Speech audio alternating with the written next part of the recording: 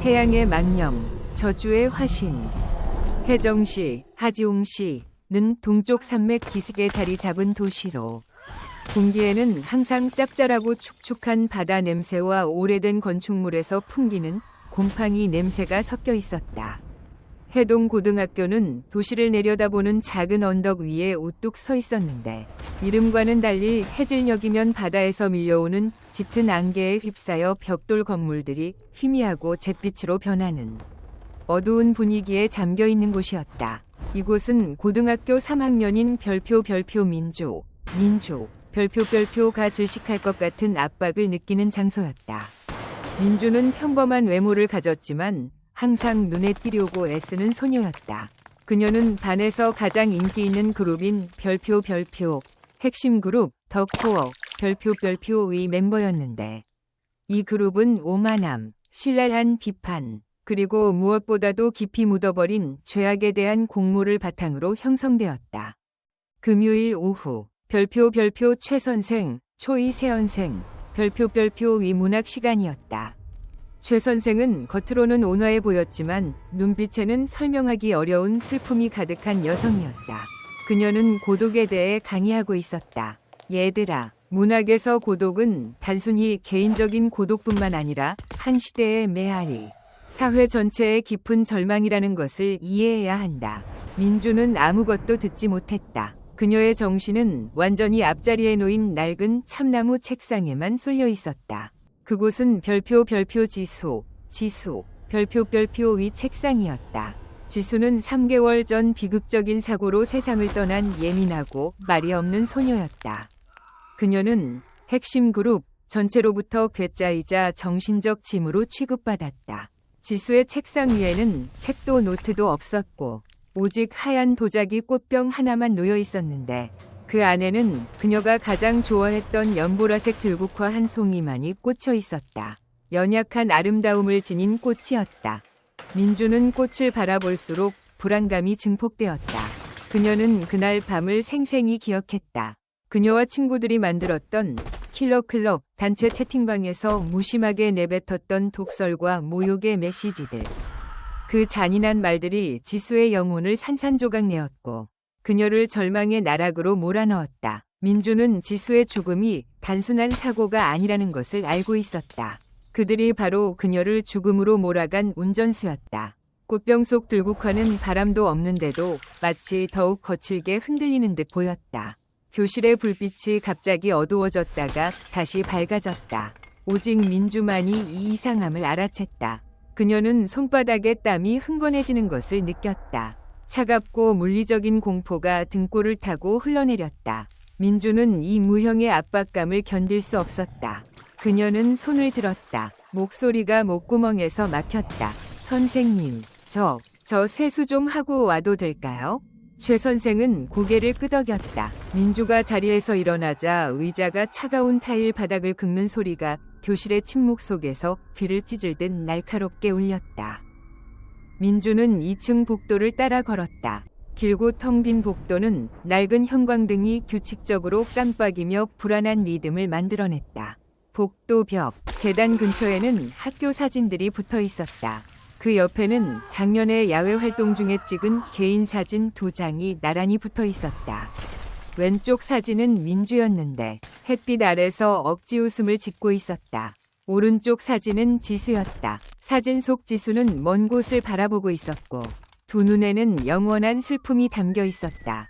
민주가 지나가면서 지수의 사진을 흘끗 보았다.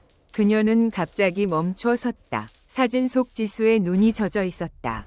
사진에 찍힌 눈물이 아니라 겉으로 흘러나오고 있는 눈물이었다. 눈물은 유광 인화지 표면에 2줄기의 희미한 자국을 만들었다.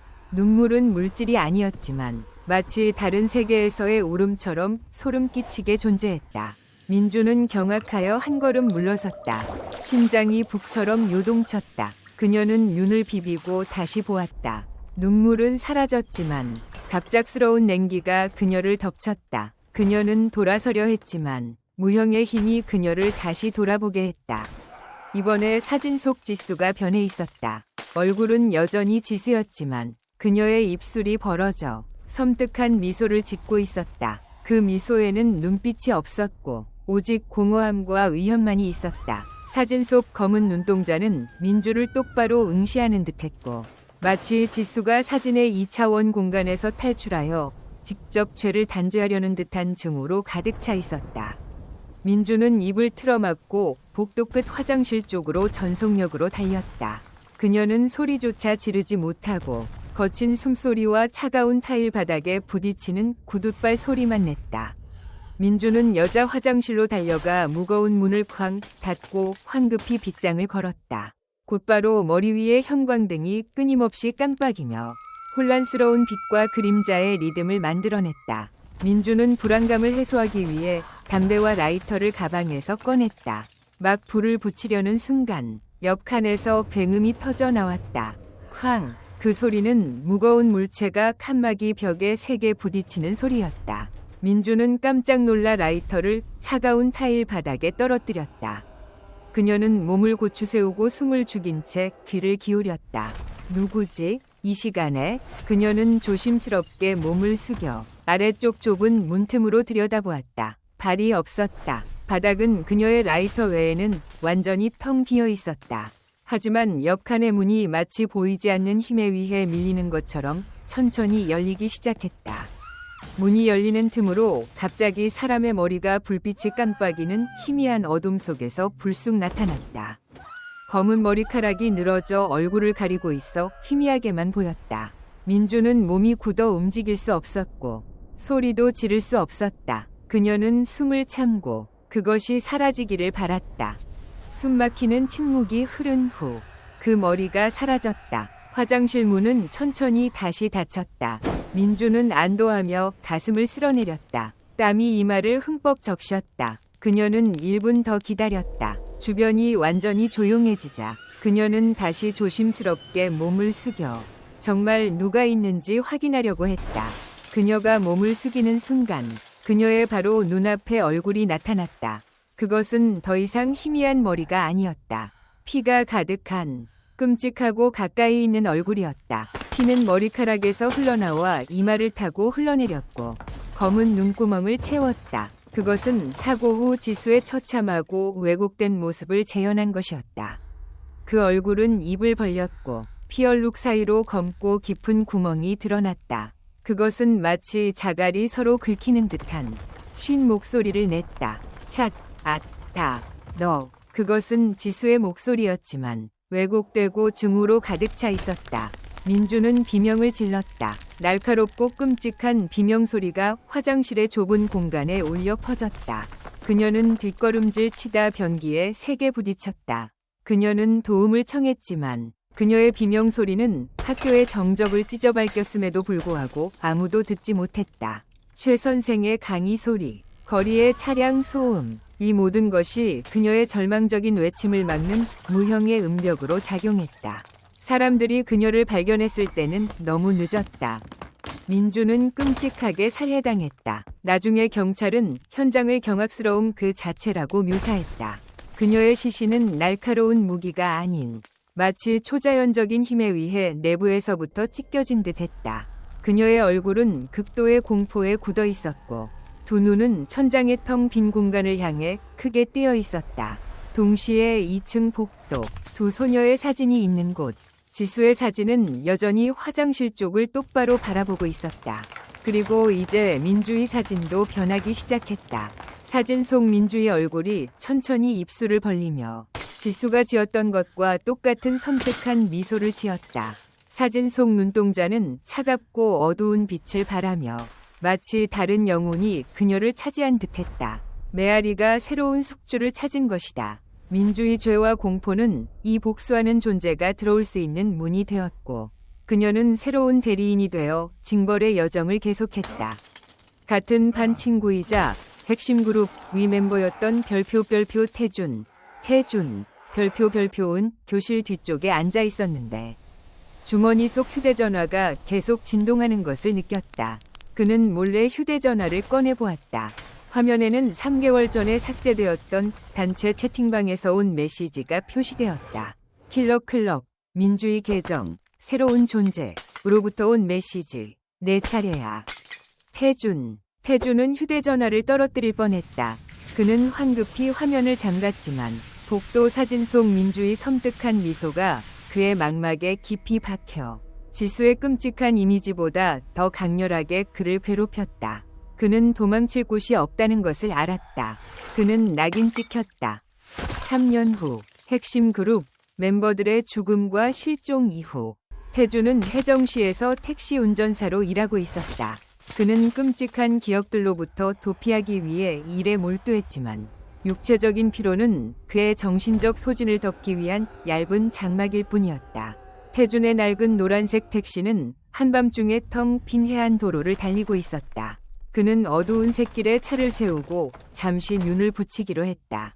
얕은 잠을 자던 중 태준은 한 그림자가 차창 밖에서 그를 들여다보고 있는 것을 느꼈다. 뒷문이 가볍게 열렸다가 다시 가볍게 닫히는 소리가 들렸다. 낯선 여자가 차에 타고 있었다. 그녀는 긴 흰 드레스를 입고 있었고 검은 긴 머리가 얼굴을 거의 가리고 있었다. 그녀는 뒷좌석에 조용히 앉아 있었다. 어디로 가시겠어요? 태준이 물었다. 3도. 목소리는 매우 작고 차가웠다. 태준은 눈살을 찌푸렸다. 그는 그 이름을 들어본 적이 없었다. 죄송합니다. 거기가 어디죠? 3도. 빨리요. 그녀는 더 화가 난 듯한 목소리로 반복했다. 태준은 혼잣말했다. 이 시간에 미친 여자를 만나다니. 그는 운전을 하며 백미러로 그녀를 보려고 했지만 그녀의 머리카락이 여전히 얼굴을 가리고 있었다. 그는 늘어진 검은 머리카락만 보일 뿐 눈은 볼 수 없었다. 익숙한 해안도로를 10분 정도 달렸을 때 여자가 갑자기 말했다. 우회전하세요. 태준은 오른쪽을 보았다. 그곳에는 도로와 절벽을 가로막는 높은 돌벽만 있었다. 회전할 곳은 전혀 없었다. 안 됩니다. 아가씨, 여기는 길이 없어요. 우회전하세요. 여자는 섬뜩하게 강조하며 반복했다. 바로 그때 뒤에서 차갑고 뼈가 앙상하며 비정상적으로 길고 뾰족한 손가락을 가진 차가운 손이 태준의 목덜미를 건드렸다. 소름 끼치는 냉기가 그의 등골을 타고 흘러내렸다. 태준은 깜짝 놀라 뒤를 돌아보았다. 여자는 사라졌다. 뒷좌석은 텅 비어 있었다. 그는 다시 앞을 보았다. 헤드라이트 불빛이 어둠을 가로질렀다. 그리고 그는 그 여자를 보았다. 그녀는 그의 차 앞에서 불과 10m도 안 되는 거리에 길 한가운데에 서 있었다. 긴 흰 드레스에 축 늘어진 머리카락. 태준은 급정거했다. 택시가 귀청이 터질 듯한 소리를 내며 멈췄다. 차는 여자에게서 불과 몇 센티미터 떨어진 곳에 멈췄다. 이때 여자는 천천히 얼굴을 돌렸다. 그 얼굴은 왜곡되어 있었고 피부가 반쯤 벗겨진 듯했다. 두 눈구멍은 안구가 없는 두 개의 깊고 검은 구멍만 남아 있었다. 그것은 지수의 끔찍한 이미지를 담고 있는 원시적인 분노와 증오가 응축된 모습이었다. 태준은 절망적으로 비명을 질렀다. 그는 도망치기 위해 문을 열려고 했지만 문은 보이지 않는 힘에 의해 단단히 잠겨 있었다. 여자는 차 안에 있었다. 문을 열 필요도 없이 태준의 옆 조수석에 앉아 있었다. 태준의 얼굴이 서서히 얼어붙었다. 여자의 앙상하고 뾰족한 손이 그의 눈구멍에 파고들었다. 태준은 극심한 고통 속에서 다시 비명을 질렀다. 노란색 택시는 그 후 천천히 운전자 없이 목적지 없이 굴러가기 시작했다. 그것은 차가운 아스팔트 바닥에 두 개의 끔찍한 윤을 남겼다. 태준은 진실을 보기를 거부하고 책임을 회피한 죄로 처벌받았다. 3도, 샘도는 지명이 아니라 태준이 영원히 자신의 어둠 속에 갇히게 되는 정신적 미궁이었다. 혜정시의 최 서장, 초이 세호장은 강직한 경찰관이었다. 그의 아내인 최 선생은 민주를 만나러 간 후 의문의 실종 상태였다. 최 서장은 민주 사건을 수사하던 중 그녀의 시신이 단 하룻밤 만에 심각하게 부패했다는 사실을 발견했다. 동시에 그는 낡은 아파트의 엘리베이터에서 한 남학생의 시신을 발견했다. 이 시신은 뼈만 남을 정도로 부패되어 있었다. 남학생의 손에는 구겨진 종이 조각이 들려 있었다. 그것은 엘리베이터를 이용한 시간 및 공간 여행 지침이었다. 절망적이고 회의적이었지만 최 서장은 그 지침대로 해보았다. 4층으로 올라가고 2층으로 내려가고 6층으로 올라가고 마지막으로 10층 버튼을 10번 눌렀다. 엘리베이터가 마지막 층에 멈췄을 때 문이 천천히 열렸다. 최 서장은 그곳에 자신이 서 있는 것을 보고 경악했다. 그는 얼어붙은 공포의 표정을 짓고 자신을 노려보고 있었다. 그것은 다른 시공간에 갇힌 그의 복제본이었다. 최 서장은 엘리베이터를 다시 아래로 누르고 싶었지만 7층에서 문이 열리자 옆에 낯선 여자가 불쑥 나타났다. 그녀는 피 묻은 흰 드레스를 입은 다른 형태로 물질화된 별표 지수 실체, 금기 주술과 결합된 영혼, 별표였다. 그녀는 얼굴을 돌렸고 끔찍하게 왜곡된 얼굴, 몸통 아래가 잘려 엘리베이터 바닥에 끌리고 있는 모습이었다. 이것은 최 선생을 차지했던 바로 그 실체였다. 그녀는 귀청이 터질 듯한 소리를 내질렀고 최 서장은 아무것도 할 수 없었다. 여자는 경찰서장의 머리를 잡고 엘리베이터 칸막이에 세게 내리쳤다. 쾅, 쾅, 쾅. 최 서장은 즉사했고 그의 몸은 엘리베이터의 시간순환에 갇혔다. 끔찍한 진실. 엘리베이터에서 발견된 해골 시신은 사실 다른 시공간의 최 서장이었고 그는 여러 시간층을 떠돌며 부패했던 것이다. 최 서장은 바로 자신의 미래에 갇혀버렸다. 이 모든 사건, 즉 미궁, 시간여행, 끔찍한 실체들은 고대 금기 주술에 의해 만들어진 것이었다. 이 주술은 지수의 친구 중 한 명을 포함하여 아이들을 납치해 영혼을 훔쳐 별표 무형체, 에너지 결정, 별표를 만들어내고 이를 빙의 도구로 사용하는 타락한 무당에 의해 수련되었다. 지수는 죽은 후 복수하는 영혼이 된 것뿐만이 아니었다. 그녀는 이 금기 주술의 숙주가 되어 자신의 고통과 증오를 초자연적인 에너지와 결합시켰다. 금기 주술에 살해당한 아이의 복수가 이 무당의 배를 뚫고 나와 정의를 찾아 나섰고 별표 무형체, 보니스 엔터티, 별표를 만들었다. 이 뼈 없는 실체는 왜곡된 몸을 가지고 있었으며 영혼을 도난당한 아이들의 고통과 증오의 현신이자 지수의 영혼에 의해 조종되었다.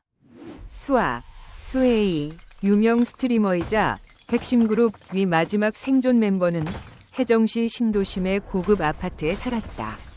그녀는 가식과 라이브 스트리밍에 관심을 이용해 자신의 공포와 죄책감을 숨겼다. 새 아파트를 자랑하는 라이브 방송 중 수아는 숨겨진 줄을 이용해 곰 인형을 떨어뜨리는 작은 연극을 연출하며 시청자의 반응을 유도했다. 그러나 뒤쪽의 빨간 표지책이 스스로 움직여 결정적으로 떨어지는 순간 모든 것은 통제불능이 되었다. 팬들은 그녀에게 당장 집을 나가라고 조언했지만 수아는 군중의 심리를 조종하는 자신의 연극에 성공했다고 생각하며 쪽하게 웃었다. 그녀는 휴대폰을 꺼내 가짜 공포의 표정으로 셀카를 찍으려고 했다.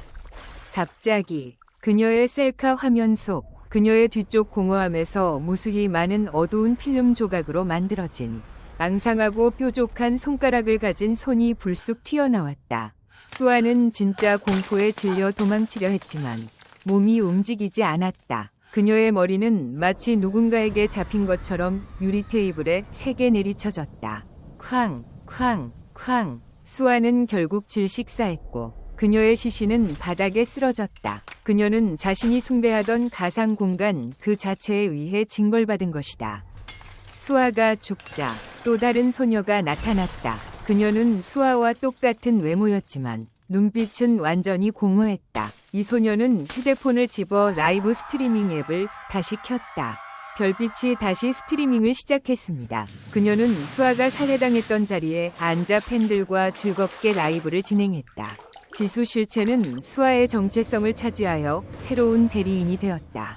이것은 궁극적인 복수였다. 진짜 자아를 지우고 수아가 가장 소중히 여겼던 가식 속에서 계속 존재하는 것이다.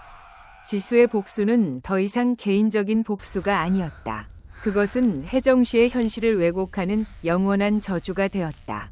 살아남은 자들의 공포와 죄악이 물리적인 징벌을 만들어내는 침묵의 소리방이 된 것이다.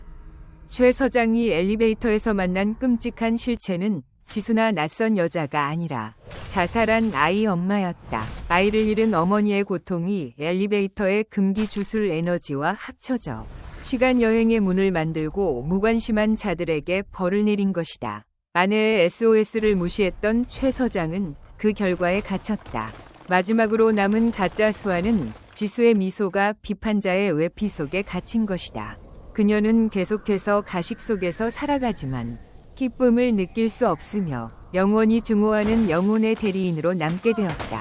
이야기는 혜정 씨의 모습과 함께 끝난다. 그곳에서 사람들의 마음속에 영원히 새겨진 얼굴들은 기억하기 위함이 아니라 참회하지 않은 죄악이 초래하는 파괴적인 힘에 대해 경고하기 위함이었다.